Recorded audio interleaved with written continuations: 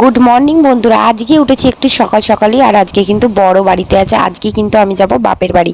বেশ 1 মাস পরই যাচ্ছি, অনেক দিন পরই যাচ্ছি।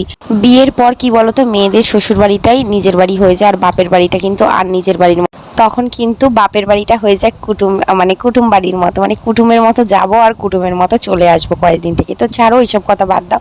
দেখো গ্যাসটাকে ভালো করে ক্লিন করে নিচ্ছি, যেহেতু 2-3 দিন থাকবো না, নোংরা পড়বে। তারপরে এখানে ছেলের দুটো ক্যাতা ছিল, ওই ক্যাতা দুটো ধুয়েই কিন্তু চলে গেছিলাম ঘরটাকে ভালো করে মুছতে। ঘরটার মুছেই ছেলের জোর ব্যাগ গুছিয়ে নিচ্ছিলাম, যেহেতু ছেলের অনেক কিছু নিতে হবে, জানোই তো বাচ্চা থাকলে যা হয়। ছেলেকে এখানে খাবার করে খাইয়ে আজকে আমাদের জন্য করেছিলাম একটু চা।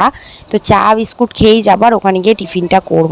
চাটা খেয়ে স্নান টান করে কিন্তু আমি দেখো একটা সুন্দর শাড়ি পরেছি, আর গলায় যে চিকটা পরেছি ওটা কিন্তু এবছর মানে জন্মদিন বলছি, বিবাহবার্ষিকীতে আমার বর আমাকে গিফট করেছে। তো কেমন লাগছে আমাকে জানিও কিন্তু শাড়ি পরে। তারপরে দেখো দেখা হচ্ছে বাড়িতে গিয়ে। দেখো বর এখানে খেতে বসেছে, কত কিছু দিয়ে খাচ্ছে, দেখো টাটা।